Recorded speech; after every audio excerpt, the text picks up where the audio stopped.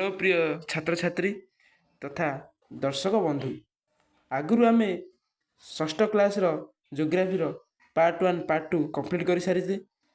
आज आम कंप्लीट करने जाऊे पार्ट 3। पार्ट 2 रे सौर जगत विषय डिस्कसन करथिले। आज आम डिस्कसन करिया पृथ्वी विषय। प्रथमे आम जानिबा पृथ्वी कौन। यह एक जीवजगत ग्रह। एथिरे जीव जंतु और मनुष्य बास करती। से पृथ्वी को एक जीवजगत ग्रह बोली कही था। चलतु पृथ्वी विषय आम पढ़ा बही कौन लिखाई देखा। आम पृथ्वी एक ग्रह। पृथ्वी एक कौन ग्रह। यह आयतन रे पंचम बृहत्तम ग्रह। यह आयतन रे पंचम बृहत्तम ग्रह अटे। परीक्षा पचारदेव पंचमतम ग्रह किए अटे। किए अटे पृथ्वी। यह सूर्य ठारू दूरता क्रम रे यह बुध एवं शुक्र पर अवस्थित। देखंतु कहूँ कौन बुझीपारे यहाँ बुझीपार न। सूर्य ठारू दूरता क्रम रे यह बुध एवं शुक्र पर अवस्थित। जानी ना कहूँ देख यहीटा है सूर्य। आम समझ जानते सूर्य चारिपाखे पृथ्वी घूरे। एमती सब ग्रह मानकर घर सब थाए एमसी थाए एमती सब थाए। एठी रुहती किए ना सूर्य। एठी रुहती किए ना बुध। किए रुहती बुध। बुध पर किए आसती ना शुक्र। शुक्र पर पृथ्वी। पृथ्वी आसे। पृथ्वी पर किए आसे पृथ्वी पर मंगल। मंगल पर एमती विभिन्न आम सब ग्रह आसती। सी से कथा ये कही जे सूर्य ठारू दूरता क्रम यह बुध एवं शुक्र पर अवस्थित। पृथ्वी उत्तर बिंदु को उत्तर मेरु एवं दक्षिण बिंदु को दक्षिण मेरु कहुए। उभय मेरु को केंद्र सहित जोग करी काल्पनिक रेखा कल्पना करा जाए। ताहा पृथ्वीर अक्ष बा मेरुदंड कहुए। बुझीपाल ना कौन एथि कहला। पृथ्वीर उत्तर बिंदु को उत्तर मेरु एवं दक्षिण बिंदु को दक्षिण मेरु कहुए। उभय मेरु को केंद्र सहित जोग करी जो काल्पनिक रेखा कल्पना करा जाए ताहा पृथ्वी बा मेरुदंड। आम पृथ्वीर मेरुदंड दक्षिण मेरु उत्तर मेरु को उत्तर मेरु दक्षिण मेरु कहीकि ए काल्पनिक रेखा संजोग कले ताहाकू कौन अक्ष बा मेरुदंड कहुए। पृथ्वी उभय मेरु अंचल सामान्य चेप्टा एवं मध्यभाग स्फीत। आर अर्थ कौन पृथ्वी उभय मेरु अंचल चेप्टा और मध्यभाग स्फीत। पृथ्वीटा एहीपरी अटे। कापरी ना पृथ्वीटा गोल। पृथ्वी गोटे लेंबू बा अंडा भलिया देखा जाए। पृथ्वी गोल नुहे। पृथ्वी चेप्टा आकार अंडाटा जेपरी अंडाटा देखी अंडा जेमती आकृतिर पृथ्वीटा है सेमती आकृतिर। तापर आम देखा तेणु यार मेरु व्यास और विषुव व्यास समान नुहे। पृथ्वीर आकार एक अभिगत गोलक परी। अभिगत गोलक परी अभिगत ये कौन लिखाई देखो अभिगत गोलक परी अभिन्न अभिगत मान अभिन्न अभिगत गोलक परी गोलटा गोल भाया किंतु मैं कहली अंडा आकृतिर। आम पृथ्वीटा अंडा आकृतिर। पृथ्वीटा अंडा आकृतिर। तापर देखिए तेणु आकाशर अनुसार यह भू आकृतिक बा पृथ्वी रूप अर्थात पृथ्वीर आकार पृथ्वी परी बोली कहुए।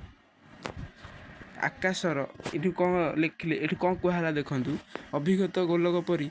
तेणु आकार अनुसार यह भू आकृतिक बा पृथ्वी रूप अर्थात पृथ्वीर आकार पृथ्वी परी बोली कहुए। क्या पृथ्वी बोली कहुए ना जो ନାହିଁ ଏ ଯେଉଁ ଏଠି ଯେଉଁ ପୃଥିବୀର ଉଭୟ ମେରୁ ଅଞ୍ଚଳ ସାମାନ୍ୟ ଚେପ୍ଟା ମଧ୍ୟଭାଗ ସ୍ଫୀତ, ତେଣୁ ଏହା ମେରୁ ବ୍ୟାସ ବିଶ୍ୱ ବ୍ୟାସକୁ ସମାନ ନୁହେଁ। ଏହା ଅଭିଗତ ଗୋଲ ପରି, ମେରୁ ବ୍ୟାସ ଦୁଇଟା ଯେଉଁ ଅଭିଗତ ଗୋଲ ପରି, ତେଣୁ ଆକାର ଅନୁସାରେ ଏହାକୁ ଭୂ ଆକୃତି ବା ପୃଥିବୀ ରୂପ ଅର୍ଥାତ୍ ପୃଥିବୀର ଆକାର ପୃଥିବୀ ପରି ବୋଲି କୁହାଯାଏ। ପୃଥିବୀ ପୃଷ୍ଠର 4 ଭାଗରୁ ପ୍ରାୟ 3 ଭାଗ ଜଳ ଦ୍ୱାରା ଆଚ୍ଛାଦିତ, ତେଣୁ ଏହାକୁ ଜଳୀୟ ଗ୍ରହ କୁହାଯାଏ। ମହାକାଶରୁ ଏହାର ରଙ୍ଗ ନୀଳ ଦିଶେ, ତେଣୁ ଏହାକୁ ନୀଳ ଗ୍ରହ ମଧ୍ୟ କୁହାଯାଏ। ମହାକାଶ ମାନେ କ'ଣ? ପୃଥିବୀ, ସୂର୍ଯ୍ୟ, ଚନ୍ଦ୍ର ପାଖକୁ ଆପଣ ଯେତେବେଳେ ଚନ୍ଦ୍ର ପାଖକୁ ଯେତେବେଳେ ଆମେ ଚନ୍ଦ୍ର ଉପରେ ଛିଡ଼ା ହେଇ ଯଦି ପୃଥିବୀକି ଦେଖିବା, ପୃଥିବୀଟା ପୁରା ନୀଳବର୍ଣ୍ଣ ଦେଖାହେବ। ପୃଥିବୀଟା ପୁରା ତାର ପୁରା ଅଧା 3 ଭାଗ ପ୍ରାୟ ଜଳ, ଏମିତି ପୁରା ପୃଥିବୀର ଏଇପରି ଦେଖାହୁଏ। ମୋର ତ ପୃଥିବୀଟା ଏଇଭଳି ଦେଖାହୁଏ। ମୋର ମାନେ ଚିତ୍ରଟା ବୃତ୍ତା ଆକୃତି ହେଉନି, ହସିବେନି ପିଲାମାନେ। ଦେଖନ୍ତୁ ଏମିତି ପୁରା ନୀଳ ବର୍ଣ୍ଣ ଆମ ପୃଥିବୀ ଦେଖାଯାଏ। କେଉଁଠୁ ଦେଖିଲେ? ନା ମହାକାଶରୁ। ମହାକାଶ ରଙ୍ଗ ନୀଳ ଦିଶେ, ତେଣୁ ଏହାକୁ ନୀଳ ଗ୍ରହ ମଧ୍ୟ କୁହାଯାଏ। ପୃଥିବୀକି କି ଗ୍ରହ କୁହାଯାଏ? ନୀଳ ଗ୍ରହ। ପୃଥିବୀ ପୃଷ୍ଠରେ ଅଧିକ ଗରମ ବା ଥଣ୍ଡା ଅନୁଭୂତି ହୁଏ ନାହିଁ। ପୃଥିବୀ ପୃଷ୍ଠ ଦେଖିପାରୁଥିବେ ଅଧିକ ଗରମ ବା ଥଣ୍ଡା ଅନୁଭୂତି ହୁଏ ନାହିଁ। ଏଥିରେ ଜଳବାୟୁ ଅନ୍ୟାନ୍ୟ ଉପାଦାନ ଥିବାରୁ ଏହା ପୃଷ୍ଠରେ ଜୀବଜଗତର ସୃଷ୍ଟି ହୋଇପାରୁଛି। ମୁଁ ଭିଡ଼ିଓ ଆରମ୍ଭରୁ କହିଛି ପୃଥିବୀ ଏକ ଜୀବଜଗତ ଗ୍ରହ। ଏଥିରେ ଜୀବଜନ୍ତୁ ମନୁଷ୍ୟ ବାସ କରନ୍ତି। କ'ଣ ପାଇଁ ବାସ କରନ୍ତି ଏଠି ସେ କହିଲା। ପୃଥିବୀ ପୃଷ୍ଠରେ ଅଧିକ ଗରମ ବା ଥଣ୍ଡା ଅନୁଭୂତି ହୁଏ ନାହିଁ। ଏଥିରେ ଜଳ ବାୟୁ ଅନ୍ୟାନ୍ୟ ଉପାଦାନ ଥିବାରୁ ଏହା ପୃଷ୍ଠରେ ଜୀବଜଗତ ସୃଷ୍ଟି ହୋଇପାରିଛି। ବିଭିନ୍ନ ପ୍ରକାର ଜୀବଜନ୍ତୁ ଏବଂ ବୃକ୍ଷଲତା ଆଶ୍ରୟସ୍ଥଳୀ ହୋଇଥିବାରୁ ଏହାକୁ ସୌରଜଗତର ଅଦ୍ୱିତୀୟ ଗ୍ରହ ଭାବେ ପରିଚିତ। ହେଲା, ବୁଝିପାରୁଥିବ ଆଶା କରୁଥିବି। ଭଲ ଲାଗୁଥିବ ଭିଡ଼ିଓଟି। ଯଦି ଭଲ ଲାଗୁଛି ସବସ୍କ୍ରାଇବ୍ କରି ରଖନ୍ତୁ। ଏହିପରି ପ୍ରତ୍ୟେକ ଭିଡ଼ିଓ ଆପଣ ପାଇପାରିବେ। ତାପରେ ଦେଖିବା ଚନ୍ଦ୍ର। ଚନ୍ଦ୍ର କ'ଣ? ନା ଜହ୍ନ। ଆମେ ସବୁବେଳେ ଜହ୍ନକୁ ଦେଖୁଛେ। ପୃଥିବୀର ଏକମାତ୍ର ଉପଗ୍ରହ ହେଉଛି ଚନ୍ଦ୍ର।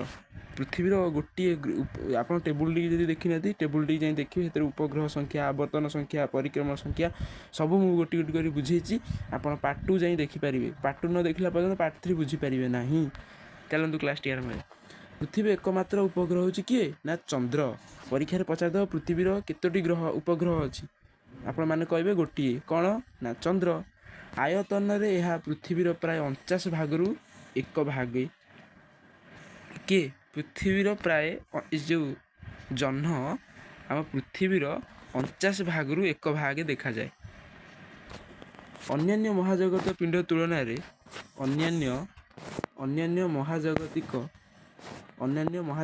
ପିଣ୍ଡ ତୁଳନାରେ ଏହା ପୃଥିବୀର ନିକଟରେ ଅବସ୍ଥିତ ଥିବାରୁ ଆମକୁ ବଡ଼ ଦେଖାଯାଏ।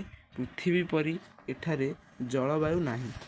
ଦେଖିଲ, ପୃଥିବୀ ପରି ଚନ୍ଦ୍ରରେ ଜଳବାୟୁ ନାହିଁ, ତେଣୁ ଜୀବଜଗତ ଦେଖାଯାଏ ନାହିଁ। ଏହି ଦିଗରେ ମଧ୍ୟ ଅଧିକ ଗବେଷଣା ଚାଲିଛି। ଚନ୍ଦ୍ରରେ ମାଧ୍ୟାକର୍ଷଣ ଶକ୍ତି ପୃଥିବୀର ମାଧ୍ୟାକର୍ଷଣ ଶକ୍ତି ପ୍ରାୟ କେତେ? 6 ଭାଗରୁ 1 ଭାଗ। ମାନେ ପୃଥିବୀରେ ଆମେ ଗୋଟେ ବସ୍ତୁ ଯଦି ଆକାଶକୁ ଛାଡ଼ୁଛେ, ଧର ବଲ୍ଟେ ହେଉ କିମ୍ବା ଯେକୌଣସି ବସ୍ତୁ ଉପରକୁ ଛାଡ଼ିଲେ ସେ ମାଧ୍ୟାକର୍ଷଣ ଦ୍ୱାରା ତଳକୁ ପଳେଇ ଆସେ। କିନ୍ତୁ ଚନ୍ଦ୍ରରେ ତା'ର ଓଲଟା। କ'ଣ? ନା ଆମେ ଯଦି ଗୋଟେ ବସ୍ତୁରେ ଉପରକୁ ଛାଡ଼ିବା, ସେ ଉପରକୁ ଯିବ, ଆଉ ତଳକୁ ଆସିବନି। ଆପଣମାନେ ଚନ୍ଦ୍ର ଉପରେ ଡେଇଁବେ, ସେ ଦେଖିବେ ଆପଣ ପୁରା ବେଲୁନ୍ ଭଳିଆ ଉପରକୁ ଉଠି ଯିବେ। କିନ୍ତୁ ପୃଥିବୀରେ ମାଧ୍ୟାକର୍ଷଣ ଶକ୍ତି ଥିବାରୁ ଆମେ ଯେତେ ଉପରକୁ ଯିବା, ମାଧ୍ୟାକର୍ଷଣ ଶକ୍ତି ଆମକୁ ତଳକୁ ଟାଣିନିଏ। ହେଲା, ଚନ୍ଦ୍ରରେ ମାଧ୍ୟାକର୍ଷଣ ଶକ୍ତି ପୃଥିବୀର ମାଧ୍ୟାକର୍ଷଣ ଶକ୍ତି ପ୍ରାୟ 6 ଭାଗରୁ 1 ଭାଗ। ଆଉ ପୃଥିବୀ ପୃଷ୍ଠରେ ଚନ୍ଦ୍ରପୃଷ୍ଠର ଅନେକ ଶିଳା ସୁପ୍ତ ଆଗ୍ନେୟଗିରି ଗ୍ରହର ପର୍ବତ ଓ ଧୂସର ବର୍ଣ୍ଣର ବିସ୍ତୀର୍ଣ୍ଣ ବାଲୁକା ରାଶି ଦେଖାଯାଏ। ଚନ୍ଦ୍ର ନିଜ ଅକ୍ଷ ଚାରିପଟରେ ବୁଲିବା ପାଇଁ ଏବଂ ପୃଥିବୀ ଚାରିପଟେ ପରିକ୍ରମା କରିବା ପାଇଁ ପ୍ରାୟ 27 ଦିନ 8 ଘଣ୍ଟା ସମୟ ନେଇଥାଏ। ଦେଖିଲେ, ସେଠି କ'ଣ କହିଲା? ଚନ୍ଦ୍ରପୃଷ୍ଠରେ ଅନେକ ଶିଳା ଚନ୍ଦ୍ର ପୃଷ୍ଠରେ ଅନେକ ଶିଳା, ସୁପ୍ତ ଆଗ୍ନେୟଗିରି, ଗ୍ରହର ପର୍ବତ ଓ ଧୂସର ବର୍ଣ୍ଣର ବିସ୍ତୀର୍ଣ୍ଣ ବାଲୁକା ରାଶି ଦେଖାଯାଏ। କେଉଁଠି ନା ଆମ ଚନ୍ଦ୍ରରେ। ଚନ୍ଦ୍ର ନିଜ ଅକ୍ଷ ଚାରିପଟେ ବୁଲିବା ପାଇଁ ଏବଂ ପୃଥିବୀ ଚାରିପଟେ ପରିକ୍ରମା କରିବା ପାଇଁ ପ୍ରାୟ 27 ଦିନ 8 ଘଣ୍ଟା ସମୟ ନେଇଥାଏ। ଅର୍ଥାତ୍ ଏହାର ଆବର୍ତ୍ତନ ପରିକ୍ରମଣ ସମୟ ପ୍ରାୟ ସମାନ, ସବୁବେଳେ ସମାନ ଥାଏ। ଆମ ପୃଥିବୀ କେତେ ସମୟ ଲାଗେ ତା ଆବର୍ତ୍ତନ କରିବା ପାଇଁ ସୂର୍ଯ୍ୟ ଚାରିପଟେ? ଆମ ପୃଥିବୀ ଆବର୍ତ୍ତନ କେତେ ସମୟ କରେ ଏଇଟା କମେଣ୍ଟରେ ଆପଣ ଜଣାଇବେ। ଏଣୁ ଆମେ ସର୍ବଦା ଚନ୍ଦ୍ରର ଗୋଟିଏ ପାର୍ଶ୍ୱ ହିଁ ଦେଖିଥାଉ। ସବୁବେଳେ ଆମେ ଚନ୍ଦ୍ରର ଗୋଟିଏ ପାର୍ଶ୍ୱ ଦେଖିଥାଉ। ସେ ପୂର୍ଣ୍ଣିମାରେ ଗୋଟା ହୋଇଥାଏ, ଗୋଲ ଦିଶେ। ତା ଆବର୍ତ୍ତନ କାଳ ସେଇଦିନ ପୂରଣ ହୋଇଥାଏ ବୋଲି ଆମେ ସେଦିନ ଚନ୍ଦ୍ରକୁ ଟୋଟାଲି ସମ୍ପୂର୍ଣ୍ଣ ଭାବରେ ଦେଖିଥାଉ। ଏଇଠୁ କିଛି ବିଶେଷ ତଥ୍ୟ। ମଣିଷ ତିଆରି ଉପଗ୍ରହ ଭଗବାନ ତିଆରି କରନ୍ତି ନାହିଁ, ମଣିଷ ବି ତିଆରି କରିଛନ୍ତି ଉପଗ୍ରହ। କ'ଣ ଉପଗ୍ରହ? ଦେଖ, ବୈଜ୍ଞାନିକମାନେ ବିଶ୍ୱ ବ୍ରହ୍ମାଣ୍ଡ ବିଷୟରେ ଅଧିକ ଜାଣିବା ପାଇଁ ଏବଂ ଯୋଗାଯୋଗ ସ୍ଥାପନ ତଥା ପାଣିପାଗ ସମ୍ବନ୍ଧୀୟ ତଥ୍ୟ ସଂଗ୍ରହ ପାଇଁ କୃତ୍ରିମ ଉପଗ୍ରହ ତିଆରି କରି ମହାକାଶକୁ ପଠାଇଛନ୍ତି।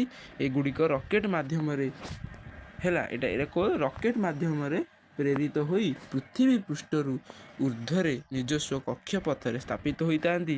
ଉଦାହରଣ ହେଲା INSAT, IRS ଏହିସବୁ ଇତ୍ୟାଦି କୃତ୍ରିମ ଗୃହ। 2008 ମସିହା ଅକ୍ଟୋବର 22 ତାରିଖ ଭାରତ ଚନ୍ଦ୍ରଯାନ ମାଧ୍ୟମରେ ନିଜର ଚନ୍ଦ୍ର ଅଭିଯାନ ଆରମ୍ଭ କରିଛି। କେତେ ମସିହା? 2008 ମସିହା ଅକ୍ଟୋବର 22 ତାରିଖ ଭାରତ ଚନ୍ଦ୍ରଯାନ ମାଧ୍ୟମରେ ନିଜର ଚନ୍ଦ୍ର ଅଭିଯାନ ଆରମ୍ଭ କରିଛି। ମଣିଷ ଉପଗ୍ରହର 2ଟି ଉପଗ୍ରହ ଚନ୍ଦ୍ରରେ ଛାଡ଼ିଛନ୍ତି, ପ୍ରେରିତ କରିଛନ୍ତି ମହାକାଶକୁ।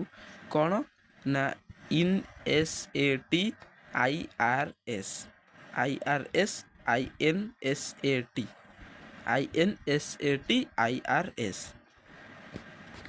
ଯେଉଁ ଉପଗ୍ରହ ତିଆରି କରି ମହାକାଶକୁ କିଏ? ମଣିଷମାନେ ପଠାଇଛନ୍ତି। କେଉଁଥିରେ? ରକେଟ୍ ମାଧ୍ୟମରେ। ଚାଲନ୍ତୁ, ଆଉ ଆପଣମାନେ ପୃଥିବୀ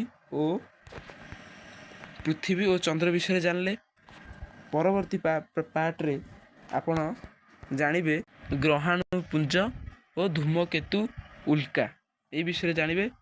ଆଉ କ୍ଲାସ୍ଟି ବହୁତ ଶୀଘ୍ର ଆସିବ, ଖୁବ୍ ଶୀଘ୍ର ଅପଲୋଡ଼ କରିମି। ଆପଣ ଯଦି ଦେଖିବାକୁ ଚାହୁଁଛନ୍ତି ତାହେଲେ ଚ୍ୟାନେଲକୁ ସବସ୍କ୍ରାଇବ୍ କରି ରଖନ୍ତୁ। ଆପଣ ଏହିପରି ଭଲ କ୍ଲାସ୍ ପାଇପାରିବେ। ରହୁଛି, ଥ୍ୟାଙ୍କ ୟୁ।